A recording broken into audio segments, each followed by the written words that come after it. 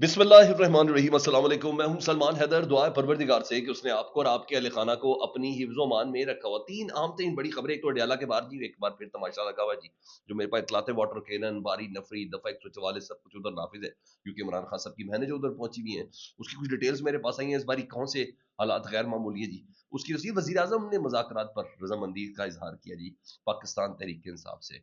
लेकिन अगर और मगर के साथ मुझे तो ऐसा लगता है वज़ीर आज़म साहब की ट्रेन थोड़ा लेट होगी इस वाले मामले में, क्योंकि कल अलीमा खान साहबा की गुफ्तगू के बाद कम से कम इस बात का अंदाजा हो गया है, और महमूद खान अचकजई साहब की गुफ्तगू के बाद जो कौमी कॉन्फ्रेंस हुई थी, कम से कम मुज़ाकरात वाली जो डोर है ना, वो अब नहीं है। क्योंकि उसी मौके पर डोनाल्ड ट्रंप साहब ने बता दी कि पाकिस्तान का असल मालिक और मुख्तार कौन है, असल हाकिम आला कौन है, असल ताकत किसके पास है, वो भी डोनाल्ड ट्रंप साहब भी बता रहे हैं।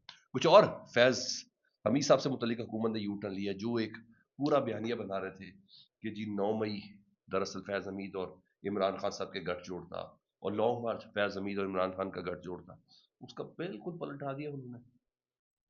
बड़ी स्ट्रेंज चीजें जी, अहम तरीन चीजें हैं जो मैं आपके सामने रखने जा रहा हूँ। सबसे पहले जरा इसी से लें जी। आज बड़ा दिन है जी, एक बार फिर से पाकिस्तान तहरीक इंसाफ पूरी दुनिया की लाइमलाइट पे होगी, सारा मीडिया होगा, क्योंकि पूरी मीडिया तो वैसे भी अक़वाम मुत्तहिदा से लेके तमाम मीडिया उनको वैसे भी हाईलाइट भी कर रहा है, देख भी रहा है, सुन भी रहा है। आज रफ़ाकार और वकला से मुलाकात का दिन है जी, और पीटीआई ने 6 अपने वकलाओं की फहरिस्त अडयाला जी भिजवा दी थी, जिसमें बैरिस्टर गौहर खान, सलमान अकरम राजा, नियाज़ुल्लाह नियाज़ी के नाम थे, अली ज़मान, फैसल मलिक और सुहेल गर्देजी के नाम है जी। तो ये तमाम के तमाम तो उधर पहुंचे हैं जी, और वकला रहनुमा इमरान खान से मुलाकात के लिए अडयाला तो पहुंचे हुए जी। इमरान खान साहब की बहनें और बुशरा बीबी की फैमिली भी जी मुलाकात के लिए अडयाला जेल पहुंची। अब ये बड़ी बात है, क्योंकि रात को तारिक फजल चौधरी साहब कह चुके 8 फरवरी 2026, जी हाँ, बरसी है ना पाकिस्तान में मैंडेट की चोरी की। 8 फरवरी 2024 को इलेक्शन हुआ था ना, उन्हें कहा 8 फरवरी 2026 तक हर किस्म की इमरान खान साहब से मुलाकात बंद है। उस मौके पर जो ये तैयारियां हैं, ये गैर मामूली है जी। मुलाकात का दिन है, दफा 144 नाफिज कर दी, सिक्योरिटी हाई अलर्ट और एक्स्ट्रॉर्डनरी सिक्योरिटी बुलाई गई है। किसी किस्म की कोई मुलाकात का इम्कान नहीं। जो उधर के रिपोर्टर्स हैं, उनसे जब मेरी बात हुई तो उनका ये मानना है कि इस तरह के कोई आसार भी नहीं है, क्योंकि वहां बिल्कुल मुकम्मल तौर पर है जी। बहरहाल, जो इनर सर्कल में पाकिस्तान तहरीक इंसाफ के चल रहा है जी, उसमें यह है आज खान साहब की बहनों की मुलाकात का दिन है, और पिछले 5 हफ्ते से खान साहब मुकम्मल कैद तनहाई में है। लिहाजा तमाम लीडरशिप, पार्लियामेंटेरियंस, टिकट होल्डर्स, अहदेदार और रावलपिंडी इस्लामाबाद के लोग वक्त पर अडयाला जेल के बाहर पहुंचे। खान साहब की बहनों को अकेला मत छोड़े। तो सर, दफा 144, वाटर कैनन, इन तमाम की तरह लग रहा है कि आज फिर कोई हुकूमत का कोई सस्तायत का इरादा है, कोई प्लान इस तरह का है, जिसकी बिना पर यहाँ आज तैयारियां इसी तरह गैर मामूली है जी। अच्छा, कल से ना बड़ा एक मामला चला, मैं अभी आगे की खबरें देता हूँ। कल से बड़ा मामला चला कि जी इस्लामाबाद में उलमा मशाइख कॉन्फ्रेंस थी, और मौलवी तकी उस्मानी साहब थे, मौलाना फजलुर रहमान से मुफ्ती मुनीब थे, वो थे ना। सर, मैं आपको एक बात बताता हूँ, ये जितने भी मौलवियों की जानिब से कल था ना ताहयात इस्तिस्ना पर उन्होंने एतराज़ किया, कुरान और सुन्नत के खिलाफ है। फील्ड मार्शल साहब का ताहयात इस्तिस्ना, सदर मुमलिकत का ताहयात इस्तिस्ना, उन्हें कुरान और सुन्नत की रोशनी में इसके मुनाफी नहीं है। सर, मेरे पास ये खबर है कि ये जितना भी मौलवी, जितने वो वाले मौलवी कह रहे हैं ना, वो सब इस्टेब्लिशमेंट की इजाजत से कह रहे हैं। ये तो इनकी जुर्रत नहीं है ऐसी बात करें, क्योंकि ये लोग अभी तक इद्दत के निकाह केस पे नहीं बोले ना, ये अभी तक इमरान खान साहब की बहनों पर मुलाकातों पर पाबंदी पे नहीं बोले। ऐसी बहुत सी ऐसी चीजें जो पाकिस्तान के अंदर हो रही है, 26वीं 27वीं तरमीम में पहले नहीं बोले, अब ये बोल रहे हैं, और उस मौलवी को बिठा के बोल रहे हैं, मौलाना फजल रहमान, जिन्होंने 26वीं यानी तरमीम पास करवाई थी। तो ये बाकायदा तौर पर इस्टेब्लिशमेंट इन मौलाना हजरात की ना साख को कायम दायम रखना चाह रही है।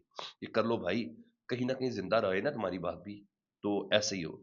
तो मिली भगत और प्लानिंग के तहत ये तमाम ने ये एतराज उठाया है। अदरवाइज ऐसी कोई चीज भी नहीं है कि जनाब बहुत रेवोल्यूशन होगी, क्योंकि कुछ दिन पहले तो ये सर बैत कर रहे थे ताहिर अशरफी, ज़ियाउल्लाह शाह बुखारी साहब और दीगर अफराद, और किसी मौलवी ने उस टाइम जरूरत की नहीं थी कि सर ताहियात इस्तिस्ना कैसे हुआ। तो ये सब एक अंडरस्टैंडिंग के साथ हो रहा है, और कुछ भी नहीं है। कुछ भी नहीं। किसी ने कहा है हमें एहतजाज करेंगे, बाहर लेके निकलेंगे, हम प्रोटेस्ट करेंगे, इस्तिस्ना आइन से खत्म होना चाहिए ना, ऐसी कोई भी चीज नहीं की। तो सर, ये हमने अजल से देखा है, ये जो सरकारी मौलवी जो होते हैं ना, दरबारी मौलवी, ये फिर इसी तरह ही होता है। तो बहरहाल लोगों को था, तो जरा वो अपनी गलत फहमी निकाल लें। हाँ, मौलाना फजल रहमान साहब ने बात बोली, मगर फिर वही बात होगी ना, वो उतना ही बोली जितनी उनको शायद इजाजत है।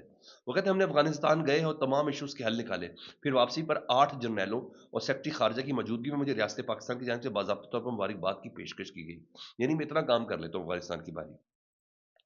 उन्होंने कहा हम ہم سے کہتے ہیں کہ آپ پاکستان کو مدارستان بنانا چاہتے ہیں. ہم نے تو کبھی نہیں کہا کہ آپ کی وجہ سے پاکستان مسائلستان بن چکا ہے. تو یہ تھا.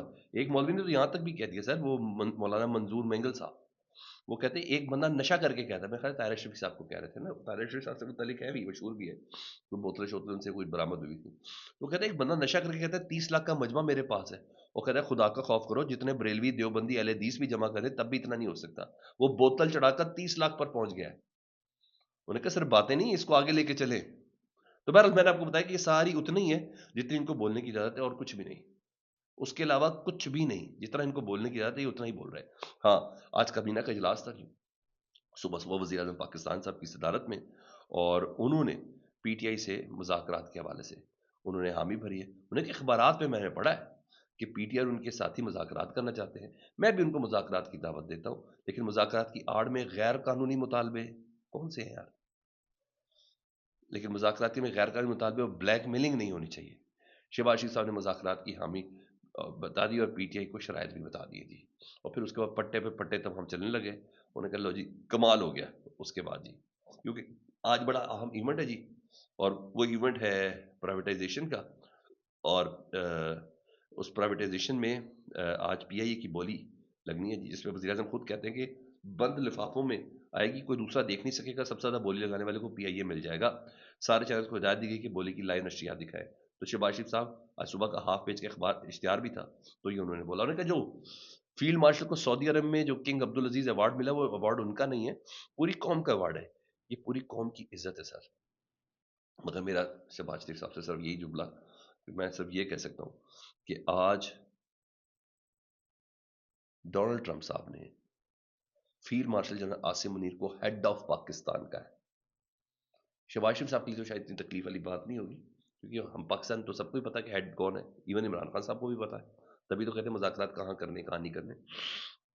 صدر ٹرمپ نے field marshal general Asim Munir صاحب کو ہیڈ آف پاکستان کا ہے، یعنی پاکستان کا سربراہ کا ہے.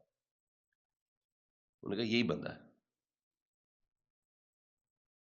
اور یہ بات پھر انہوں نے کہا کہ ایک بار پھر انڈیا اور پاکستان کی نیوکلیر جنگ رکوانے کا کریڈٹ لیا. میرے خیال سے تو آئین کے روم میں وزیر اعظم پاکستان ہیڈ آف پاکستان ہوں گے، ہیڈ آف کنٹری ہوں گے. لیکن بہرحال یہ اس میں بھی بڑے خوش ہیں. نہیں باز نہیں آنا، باز انہوں نے نہیں آنا. یہ چیز ہے جی. ادھر ایک اور پیش رفت تھی، وہ میں نے آپ کو بتانی تھی. سر ہمیشہ سے یہ کہا گیا کہ 9 مئی اور اس سے پہلے field marshal general Asim Munir صاحب جب آرمی چیف بنے جاتے تو ایک عدد لانگ مارچ کیا گیا تھا جی. اس سے متعلق رانا ثناء اللہ صاحب کہتے ہیں میرے پاس ثبوت ہی کوئی نہیں ہے، لیکن افواہیں اور سنی سنائی باتیں ہیں کہ لانگ مارچ اور 9 مئی کے آرکیٹیکٹ فیض حمید صاحب تھے. یہ کہتے تھے فیض حمید صاحب اور عمران خان صاحب کا گٹھ جوڑ تھا. انہوں نے کہا افواہیں اور سنی سنائی باتیں ہیں. تو علینا شگری نے کہا رانا صاحب یہ تو حکومتی پوزیشن ہے کہ دونوں کو گٹھ جوڑ تھا، لیکن D G I S P R نے اپنی پریس کانفرنس کا ذکر نہیں کیا. تو اس کا مطلب ہے سر، اس کا مطلب یہ ہے کہ یہ لوگ اپنے اس میڈیم سے نکل گئے. حد ہوگی ویسے. یہ کہتے تھے حکومتی بیانیہ تھا کہ فیاض عمران صاحب کا گٹھ جوڑ ہے، اور آج حکومت کے اہم سینئر ترین وزیر کہہ رہے ہیں اپنے بیانی کے خلاف یہ بات تسلیم کریں کہ یہ محض افواہیں ہیں اور ثبوت نہیں ہے. 3.5 سال پہلے لانگ مارچ ہوا، اور تقریباً 9 مئی 2.5 سال پہلے ہوا.